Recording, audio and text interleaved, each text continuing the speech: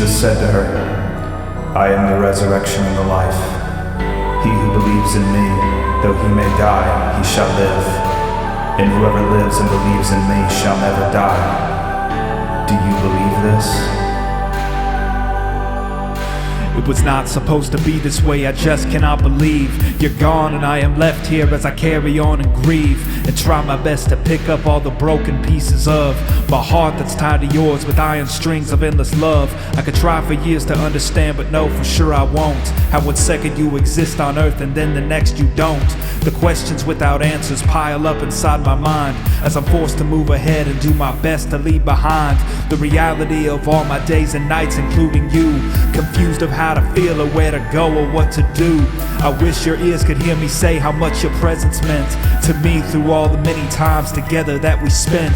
I wish your eyes could see the number of the people here to celebrate your life and show how much they hold you dear. I wish that you could feel the warmth and strength of my embrace to let you know that no one on this earth could take your place. I'm broken by your presence in the present being gone, and waking up without you next to me. Your presence in the future is what helps me carry on, and knowing you're not just a memory.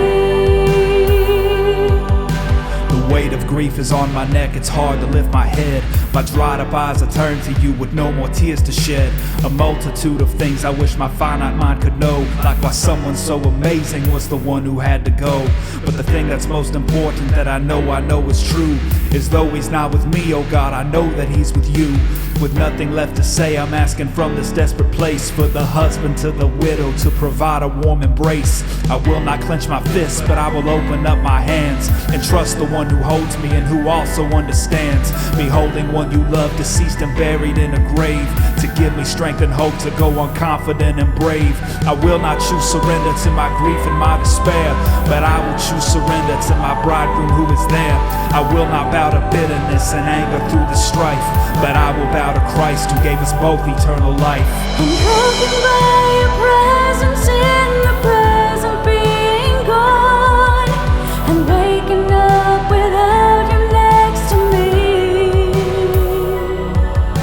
Your presence in the future is what helps me carry on, and knowing you're not just a memory.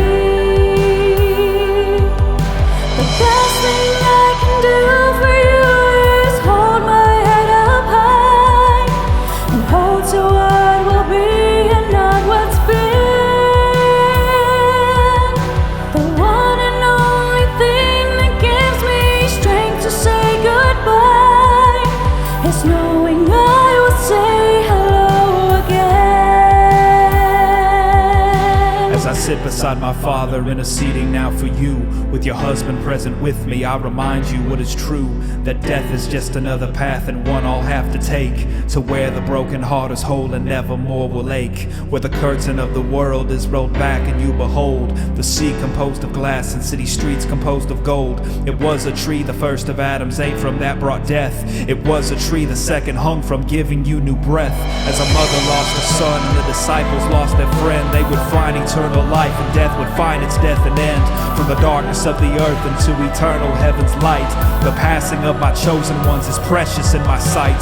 For those who have been born again and on this earth have passed, they never have to be referred to in the tense of past. The grave is still unoccupied and I am still with you, until the day you see me when all things will be made new. I'm broken by your presence in the present being gone, and waking up without you next to me. Your presence in the future is what helps me carry on, and knowing you're not just a memory. The